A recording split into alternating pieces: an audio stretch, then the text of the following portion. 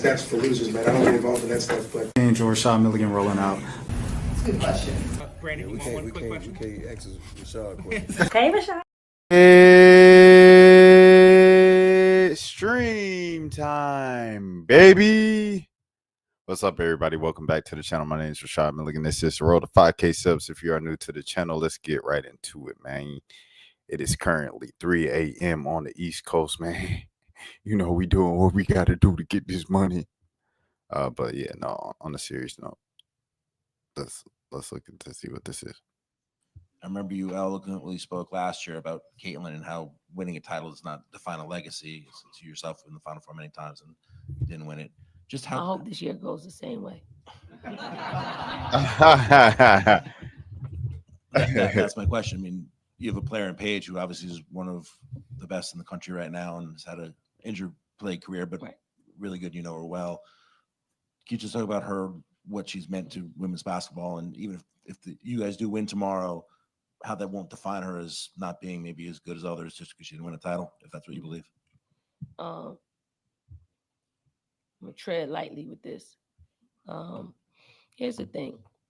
You know, sometimes we create these narratives about great players. Caitlyn was here we go, bruh. In the sport of women's basketball, in the sport of where we measure a lot of the all-time greats by how many championships they won, national championships to be specific, it matters. And I think the only reason, this is a hot take, I think the only reason Don is saying it doesn't matter as much as everybody wants to make it seem like it matters here is honestly because the what's going on? Oh, because she's playing Paige tomorrow or today. That's the only reason why I think Don Staley is saying this right now, bro. If Don Staley in South Carolina wasn't playing UConn in the national championship game, do you think that she would be saying, "Oh, national champion, Paige is still a great player if they don't win it," which means like Paige is still a great player even if we beat her tomorrow? I don't think she's saying that right now. And we tend to forget the narrative about what our kids have been able to do and going for their third in 4 years. So there's a sentimental narrative about Paige. Great freaking player. Like anybody would start their franchise with Paige because of her efficient way of playing, because of she's a winner, because she's cerebrally just knows the game, just has an aura about her. And she'll be the number one pick in the WNBA draft, and she'll be an Olympian. She will be all of those things, right? But when you put a narrative out there, everybody sees that, and it puts us at a disadvantage, whether you want to believe so or not. You know, officials see it. You know, it's all over TikTok. It's all over Sports Center. It's all over all of that. And she's a great player, but just because you're a great player doesn't mean you need to win a national championship to legitimize it. Didn't they win? Didn't they beat Iowa and Caitlin Clark by like 30 last year? What is this? I don't know. UConn came into South Carolina a couple months ago and beat them by like 30. You guys came into the national championship last year against Caitlin Clark and Iowa at Caitlin Clark's peak of Caitlin Clark Iowa fame and all of this stuff. Miss NIL, Miss Change the Game, Miss Game Changer, Miss Magic Johnson, Michael Jordan, whatever, Michael Jackson. You guys won by 20 points.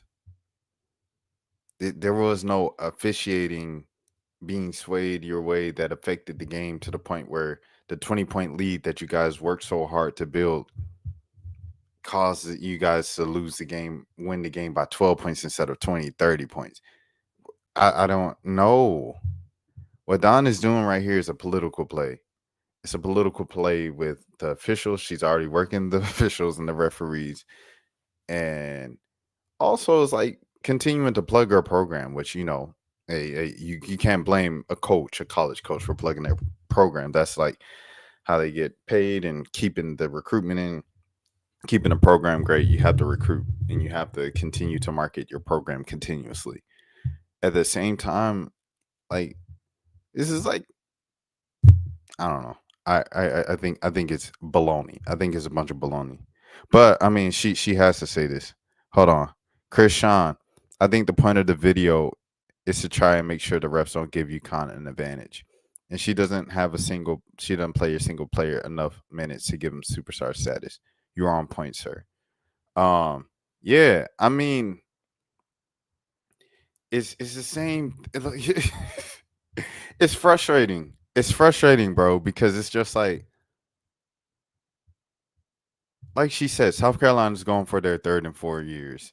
They're the number one seed, or they are a number one seed. UConn's a number two seed. You are trying to make it seem like you guys are the underdogs because everybody wants to see Paige win. Didn't you think for just a second that you guys might be considered underdogs by the outside people? Because in the Sweet 16 and the Elite Eight, you let two lesser teams compete and give you guys a real scare. And when you guys needed buckets, when you guys needed consistency, it was like, where is it going to come from? Lay saved you one game in the Sweet 16 and then in Elite Eight. It was kind of like cloak kits, and kind of by committee. Isn't that the reason why people are like, okay, maybe this is the time, South Carolina? And plus, the same team just faced you a month ago, 2 months ago, a month and a half ago, and beat you by 30 in your place that you barely lose in for the past 5 years. So I mean, to say that it's you guys are doing it, you watch your narratives, have to watch it. No, but at the same time, I get it from Don Staley's point because that's her job. She's like a salesperson. Like being a college coach is literally being a car salesman. You have to sell the cars off your lot, bro, to keep the program rich, to keep the people coming in, to keep the hottest cars coming into your dealership. You have to sell the cars that are already in your deal. Like you have to, hey, this is the best stuff. I promise you. It might not look as shiny as this one, but trust me, UConn has 3 number one, quote unquote, generational number one player in the country players on their roster, bro. In their starting lineup. Forget on their roster. In their starting lineup. AZ Fudd, Paige Beckers, and Sarah Strong. AZ Fudd came into college as a high school national All-American Naismith player, Gatorade National Player of the Year, right? She was coming in. People were like, she's going to be even better than Paige. Paige was the National Player of the Year as a freshman. Sarah Strong is doing things that we ain't seen from a freshman since Paige. Since Paige. This is crazy. This is crazy.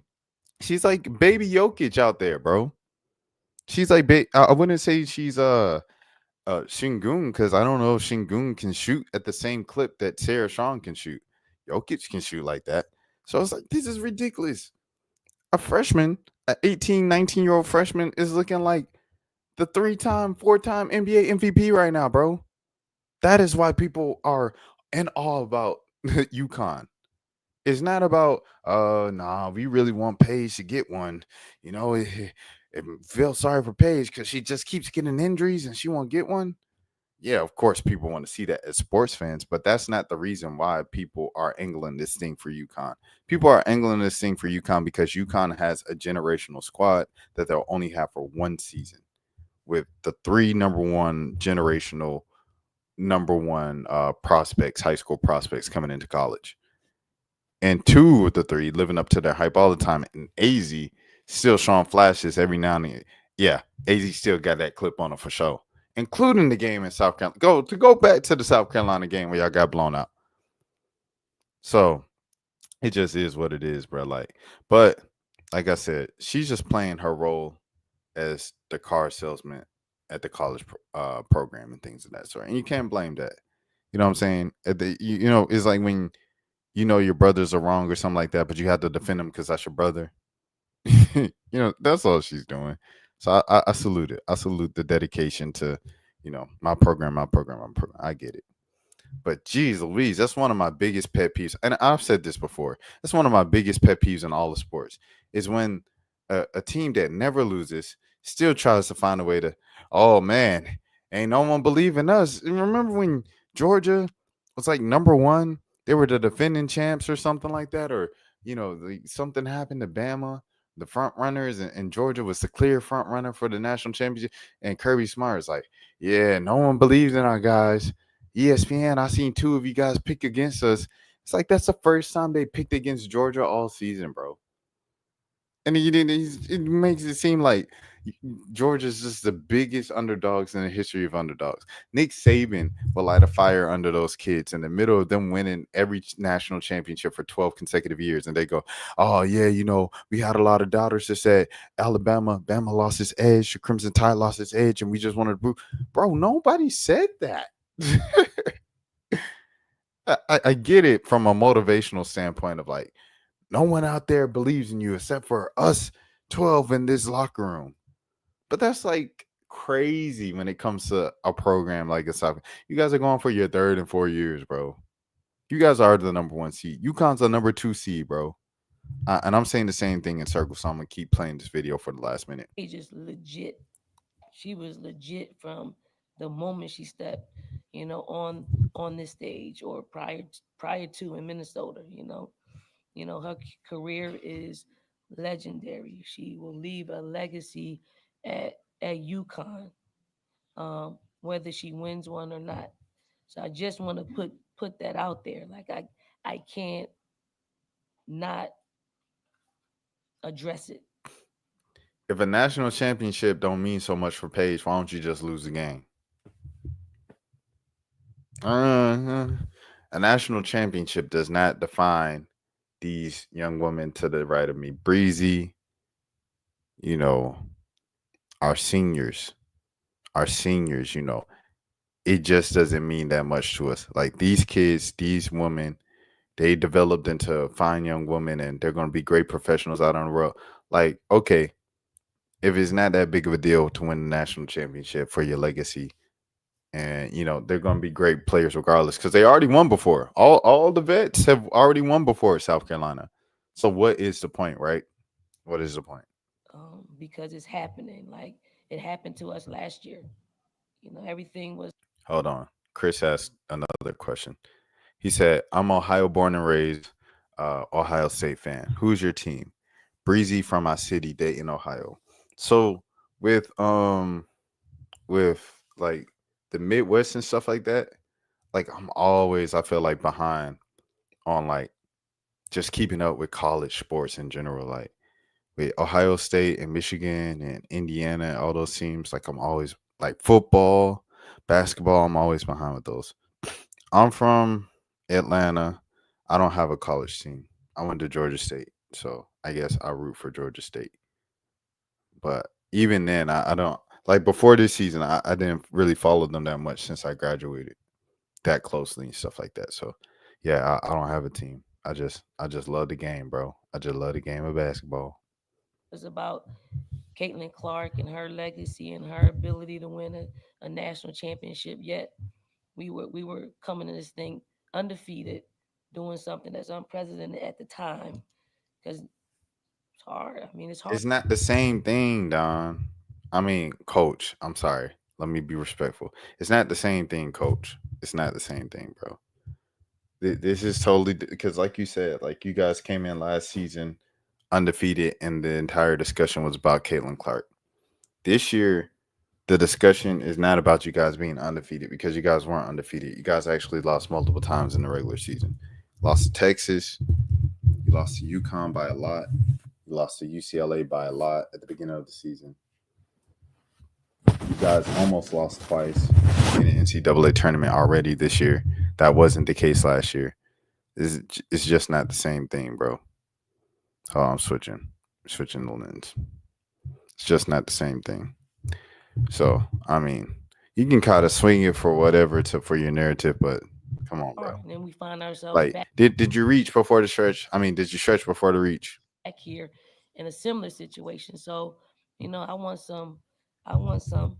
I want the sentiments to be about our players and what our players been able to do equally, because there's room to do both. Okay, we can raise Paige up because she deserves that. We can raise our players up because they deserve that, and that's not talked about enough. There's room for our game, like for Jose. There's room for our game for all of us to be covered. Let's not let's not choose one's history over another program's history.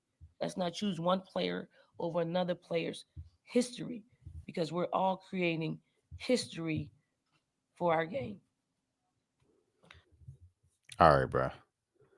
She tried though. I mean, so salute to Don for at least trying. You can't be mad at someone for trying, for sure, for sure. All right, this is the Hannah Hidalgo's the Players Tribune. Chris Williamson sent this to me earlier, and I wanted to read it on stream, so I'm reading it with you all. Apparently, she apologized for her comments about the gay people, like, or reposting. So if you guys don't know what happened with Hannah Hidalgo, or why, like, on the internet a lot of people are like just have such a strong hatred for her, it's because, well, and this isn't like, doesn't mean, oh, green light to hate, but it's because she reposted a Candace Owens segment on her Instagram or some social media channel before last season. And on it, the Candace Owens post was just saying, like, there's only one gender, gay people going to hell. It was something like that, right? Some Candace Owens stuff. And she reposted it and she was like, in the name of Jesus, and, like, gay people are going to hell. Stuff like that, right? So the whole LGBTQ community just jumped on her. They kind of booed her and hate her for the rest of the season. As players left in the transfer portal, the entire Notre Dame team, pretty much all the rotational players, it was a thing that came out, a screenshot that came out on Twitter from TikTok that Olivia Miles reposted. The thing said, when church folks, it's like get exposed or something like that. Oh, no. It's like Bible thumpers be the main ones who aren't nice people. It was something like that, right? And then so people were like, oh, she's taking a shot at Hannah Hidalgo. That's why she went in the transfer portal. But someone else said this, she reposted this on March 4th. Why are you reposting this now after Liv goes in the transfer portal? And they both still follow each other on social media. You can say that doesn't mean anything, but in 2025 it definitely does, especially in the world of college athletics, where all the the athletes are really young. That stuff matters. Do you still follow them? Did you block them? All that stuff. Anyways, let's get to this story.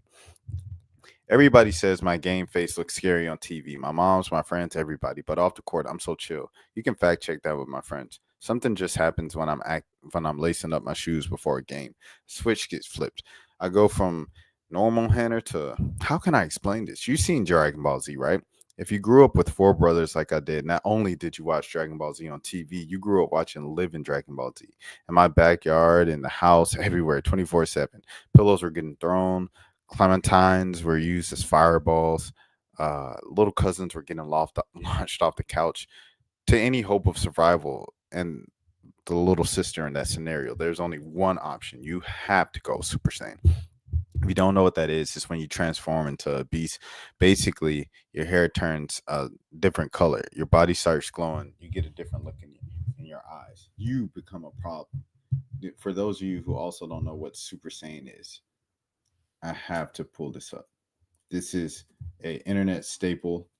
For those of you old enough, might already know what I'm pulling up. You might already know what I'm pulling up. But a lot of you might not know what I'm about to pull up right now. Let me see where we at. Here we go. Real ones know. What's up, YouTube? This is something that's been on my heart for a long time. And, all I ever wanted to be in life was a Super Saiyan.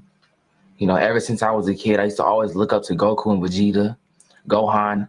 I used to just look at them and just wonder, like, how come I'm just a human being? You know, I'm so worthless. Oh, what can I do? I can run, I can jump, I can flip. And it's just like we are so limited as human beings. And I just feel like when I see superheroes, you know, why can't we be that exciting and that awesome? Like, why can't I wake up and if I'm late for school, just teleport there and be on time? But I feel like, you know, during that time of meditation and just thinking about it, That's I just realized 5 minutes. something. Hold on. All of that is possible and more. Let me skip. A lot of y'all laughing, but people who, or you might just see a glimpse.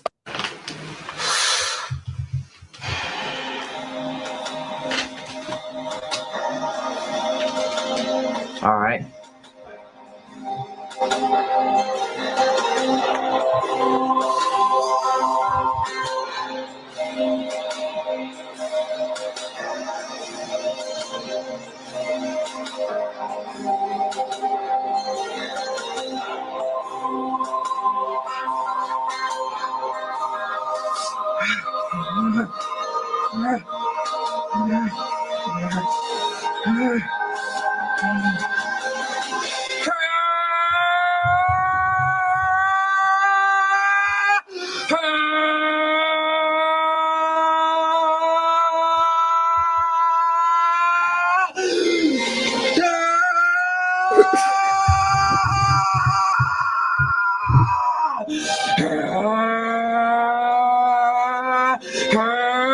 This is 410. I'm gonna skip like a minute into it.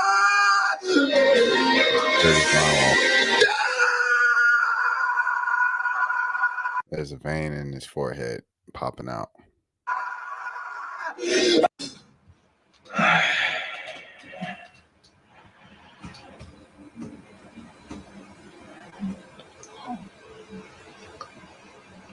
My name is Jalen. This is how one of my nephews be acting, by the way. Y'all pray for him. But yeah, she said you turn into a problem. That's exactly what I do with my brothers. My sister wasn't into sports. I was trying to ball. She was trying to go to the mall. Ah, bars. So I kind of got drafted into my brother's world from the time I was 7 or 8 years old. One of them was always at basketball practice, and needed an extra for 2-on-2. I was ready to rock. And it wasn't like, oh, we're playing with the girl now. No, we're playing, period. Nothing is different. Pressure her, back her down, swat her shot into outer space. Nobody gets special treatment. They be giving me the bully ball. I had to be a dog out there. I'd be dividing on the cement for loose balls. I'd be diving on the cement for loose balls, giving them little elbows in their ribs. We see this. Giving them elbows in their ribs where they try to post me up. You got to get up under the rib cage and hit the soft tissue. That is the key. A menace. I learned to shoot with 2 hands, launching that thing with my full body weight, and I loved it. I used to get so mad when they want to go inside at night. Like, why do we need to go eat? Nah, run it back. People used to warn me before I came here. You're taking a risk going to Notre Dame. It's a football school. Even with all the success that the program has had over the years and the growth of the women's game, Notre Dame isn't Notre Dame without football. But when I looked at Coach Ivy, the WNBA icons and Olympian it has produced, and the whole vibe of the program, I didn't see the risk. Maybe it was my stubborn little sister energy, but I was like, this is a basketball school. We're going to do something really special. Notre Dame is a lot of things: soccer, volleyball, lacrosse. We don't mess around in fencing either. But the thing that we're the best at is going to be on Sports Center. For me, it's the way we love isn't going to be on Sports Center. Here we go. For me, it's the way that we love like a second family. Maybe that sounds corny, but it's real. Our season ended way too soon, but to understand that I'm processing that, and I have to take you back to last year as we were coming back from a summer break, and it was the lowest I felt my entire basketball career. I knew it sounds crazy from the outside. We just won the ACC tournament. I won ACC Rookie of the Year, and even KD shouted me out on social.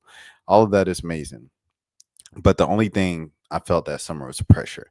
I left the key part out of the Super Saint story for drama's sake. My dad was a youth basketball coach, and my mom was a ref. Almost like it was meant to be. As I got older, my dad didn't let me tag along with my brother's middle school practices, but under one condition. If I took one step onto that floor, I wasn't there to hang out. I was there to practice. I had to do everything they did with the zero drop in quality. I could either sit in the bleachers with my book for 2 hours with my little sister, or I could work. What do you think I did? Come on, let's work.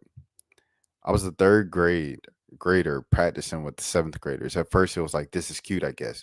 Then I started skipping the ball from these boys, and suddenly it wasn't so cute anymore. I'm looking at them mean mugging like funny, right? And they gave me nicknames, buckets. That's when you know you made it. Until recently, basketball was this outlet.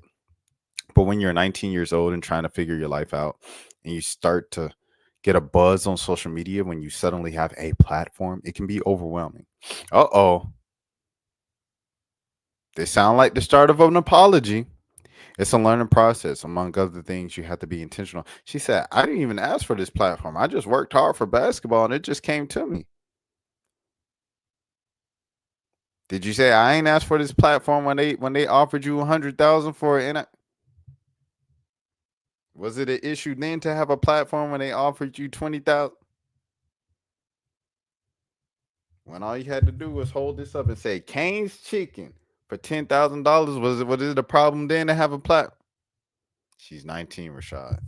She's 19. We're all learning. That is life. We are constantly learning, evolving humans. You know the post I'm talking about. Now, feeling misinterpreted is one thing, but I've always been very private and learning how to navigate the media and the public as a young person. It's just plain hard. But realizing that I had this new responsibility, I didn't know when I signed the check, $20,000, Raising Cane's.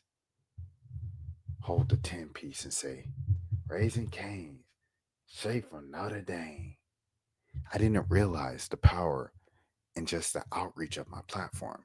I just thought brands were reaching out to me just because they liked the way that I play basketball. I didn't realize it was because I had a platform. I don't want a platform. Keep the $20,000. Keep all NIL deals away from me. I don't like having a platform. I don't want a platform. I want to play basketball. I accidentally got a platform. I accidentally got this NIL. Give me the NIL. Hannah Hidalgo, give me the NIL. Hold on. Where we at? Give me the NIL, Hannah Hidalgo. They don't have it. They don't have it up here. On 3. I was on it. I don't see nothing but Red Bull Tops and Aloft South Bend. Aloft, a great place to stay. I stayed there once. This is not a paid ad. I stayed there once in Jersey. It was a great hotel. We'll recommend for anybody. I grew up in a lot of conversations coming off of that mistake, especially with friends when I was hurt. Instead, I was relieved to feel embraced and safe. I'm not homophobic. I love all people. I love all the women. This R. Kelly reference. I shouldn't have done that. That was inappropriate on myself. I'm not homophobic. I love all people. And I believe that we all exist authentically. But I understand now how that narrative developed. I mean, I should have been more public about how I value everyone's humanity and how much it makes us individuals as individuals can be what powers a great team, which taught me the most important thing I've learned over the last few years in terms of dealing with no pressure, in terms of dealing with the pressure, surround yourself with people who are going to be real with you no matter what. In a way, that's why I came to Notre Dame in the first place. When you have your 6 iPhone alarms going off at 5:30 a.m. and you have a 6-hour media day followed by a practice, then night class where the professors are not playing around, you don't really care. You don't really know how pretty campus looks in the snow. You care about that you got your people in your life to laugh, cry, complain to, and study with, to learn and grow alongside. People who have your back when it's hard, people of all kinds who love you from all those diverse backgrounds and perspectives to help you get better. For me, that's Notre Dame. That's my extended period. Hold on, where we at? We still going? Hold on, bro. Hold on, twin. Okay. I'm gonna read it. It's only like 2 more sections, y'all. It's only like 2 more sections.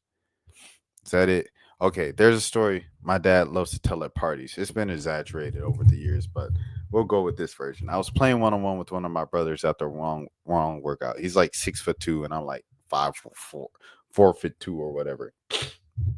First game I couldn't miss. I'm launching Steph 3-pointers, and there was nothing he could do. So, of course, he said, "We're not going inside. Run it back." I get it. Hard night's sleep after losing to your 11-year-old sister. So we will always run it back. He bullies me in the post the second game and beats me. So then I snap. No, run it back. No, no, no. Run it back. He's trying to go inside. He's hungry. No, Dad, tell him. Tell him, run it back. My hair is changing colors. I'm glowing. I'm going Super Saiyan. My dad knows not to mess with me in this state. So we run it back. We check the ball, and it's not just the best of 3 in the backyard in New Jersey on Tuesday. To me, this is game 7 of the finals. I'm on another level. I black out. I didn't even know the score. Every point was life or death. And I'm going to every gritty trick in my bag. Finally, my dad jumps in. All right, it's over. It's over. Good game. Let's go to dinner. But I'm still in Super Saiyan mode. I grab the ball and spike it like 100 feet in the air. And I let out a crazy scream, storm inside, and slam my bedroom door. The punchline, I won. I was still fuming about losing game 2. I shouldn't have closed it out. My dad smiled at my brother like, "Isn't it beautiful?" I said, "Yeah, brother, to my dad, you know what you did? You created a monster." Last summer, I deleted all my social media apps. Oh, okay. Why'd you do that? Does anybody want to talk about why'd you? I guess the platform was just too much. Please, no NIL options for me. I do not want to use my platform because I didn't want the platform. Last summer, I deleted all my social media apps. It's getting in my head, that feeling when the walls are closing in. It was really intense. I felt paralyzed by judgment, afraid to step out of the firestorm I didn't really find to navigate. The first thing I did was go straight to God. My faith is something that I can always bank on for perspective to give my life meaning, win or lose, good or bad. The other day that brought me back into focus after social media had the world looking like a blurry was being around all my coaches and teammates. For me, that's always the joy of playing the game. In fact, that's my motivation for writing this. I started this letter when I was sitting out for my ankle injury, impatient to return to the court. It was a rare break to reflect on my life and to get out of my head and show gratitude for Coach Ivy, my team, my fans, our players who've granted me as much grace in public and this culture we have going on at Notre Dame. So when our season ended last weekend against TCU, I got another unplanned break and a few hard lessons. But this time I was more prepared, more comfortable, being vulnerable about where I felt short. I'm excited for now and all season to get better. More than anything, I'm excited to do it again at Notre Dame because Notre Dame is a lot of things. We're a football school, we're a basketball school. Basically, if you're wearing pink, blue, and gold, it's going to be a problem. I'm back and I'm ready. Go Irish. Hannah. All right, salute to Hannah, bro. Chris has said some stuff in the time that I was writing or reading. He said the craziest thing about the quote unquote Bible is thinking God hates gay people. If God hated gay people, there would be no gay people. And I know God is real. Yeah, man. Jesus loves everybody. Jesus loves everybody. Jesus loves gay people. He loves all the sinners, bro, because we're all naturally sinful by nature. So it's like, yes, that's 100% right. She went from Super Saiyan hair to Super Saiyan God hair. Chill out. 100% made her a better player. Getting bullied wasn't always the worst thing in the long run. 100%. I agree with that. That's interesting. Caitlin said she knew that she could do something with basketball when she was just playing 3 grades up. Similar story. Yeah. Nah. Caitlin, and she grew up with brothers and like her dad, and they well, I don't know about her dad, but like her brothers beat her up, no mercy and stuff like that. And she came out a dog, man. Came out a beast. Shout out Flau'jae. Came out a beast. Lil Wayne out right now on all streaming platforms. On the greatest. Somebody's the lady. All right. This is my last thing of the night, and then I'm getting out of here. This is not basketball related. This is just a random video that I was like, let me I guess check it out. Hold on. Whoa. I'm finished shit. Even heavy shit. He said,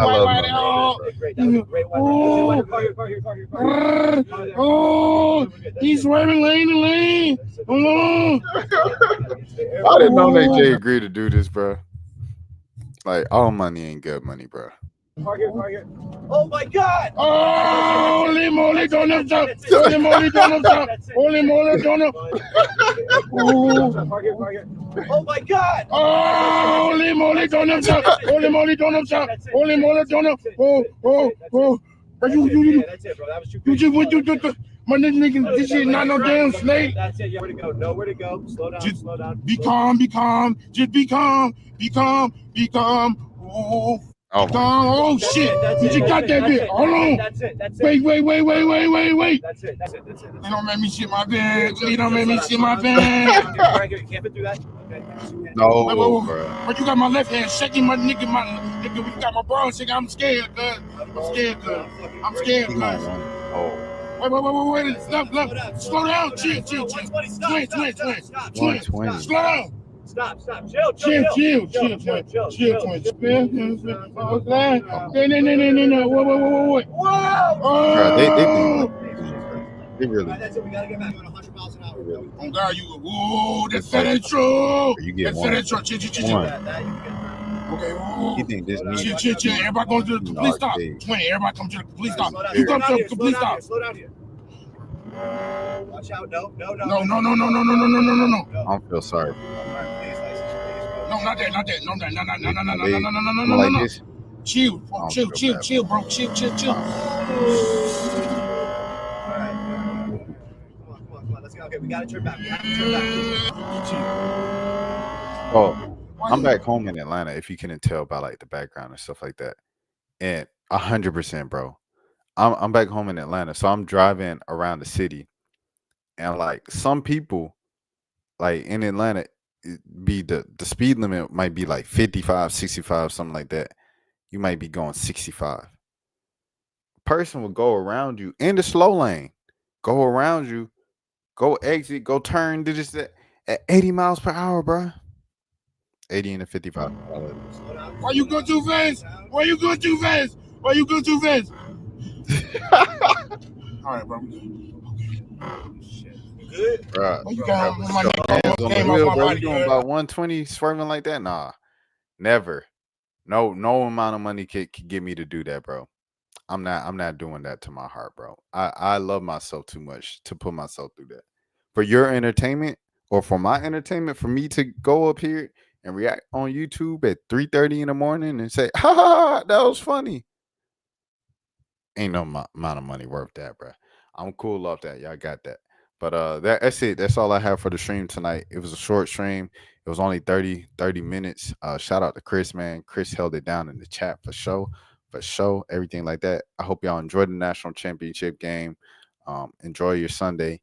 And yeah, you guys know I'll be back. My goal is to go live right after the game, and then that'll be the live stream for the day. So it's not going to be a late night or a night one at all. It's just going to be a post game, and then whatever else is trending or popping at that time, we'll talk about that too. But yeah, so that's the plan right now. Stream right after the game. Until next time, y'all take care of yourselves. Peace. That's for losers, man. I don't get involved in that stuff, but Angel Rashad Milligan rolling out. Good question. we can't ask Rashad a question. Hey, Rashad.